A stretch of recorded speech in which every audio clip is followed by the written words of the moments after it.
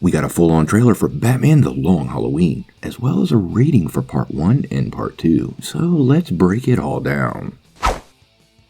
Hey guys, thanks for tuning in to Comic Book Nostalgia.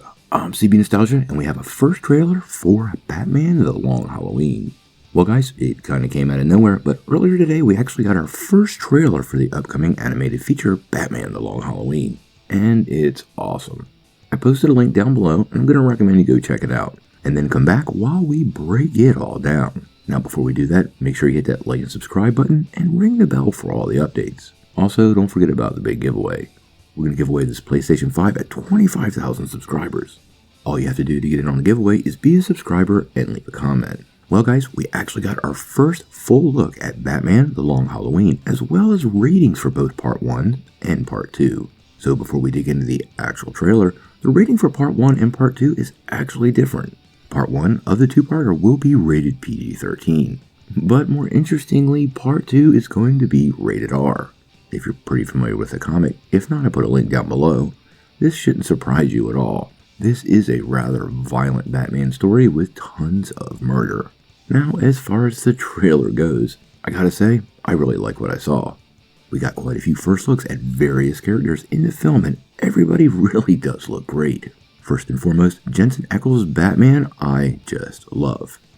I've always felt like his voice was near perfect to be Batman, even though he had played Jason Todd, and funny enough, it turns out he recorded this quite a long time ago and kept it under wraps from everybody. Quite an accomplishment. I have to say, Batman looks perfect in this film. This style of animation suits Batman pretty well, and the way they're depicting the Dark Knight is just perfect. The animation style is definitely an upgrade from Superman Man of Tomorrow, so many fans that didn't like the rather archer look to that film might be more satisfied here. Now, we did get introduced to a lot of new characters. First and foremost, Naya Riviera's Catwoman. In case you didn't know, she is no longer with us, so this is probably one of the last roles she ever did. I really like the look for Catwoman that they have in this film, and it seems pretty true to the comics. Another character very prominent in the trailer was James Dumaul's Two-Face. Well, more Harvey Dent.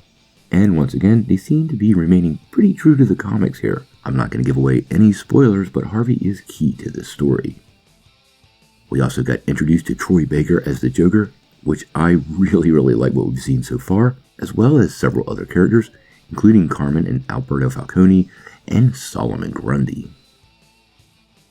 Now, the trailer was just for Part 1, and like we said, this is going to be a two-part film like The Dark Knight Returns. Overall, I really like the trailer. I don't typically do trailer reaction videos because I think they're sort of silly and kind of clickbaity, but I wanted to break down this one because, honest to goodness, this movie has me pretty excited. For me, personally, this is the most anticipated Batman animated movie since The Dark Knight Returns. Now, before this movie drops, we'll probably get one more trailer, but we don't actually have a release date yet. Based on what was said at DC Fandom last year, it's probably going to be the fall of 2021. I personally expect around, I don't know, maybe Halloween. So, what did you guys think of this new trailer for Batman The Long Halloween? And how do you feel about the second part of the two-part film being rated R? I mean, who can't be excited for that? Sound off in the comments below. If you like this video, make sure you press like, click subscribe, and if you don't ring that bell, you ain't getting any updates.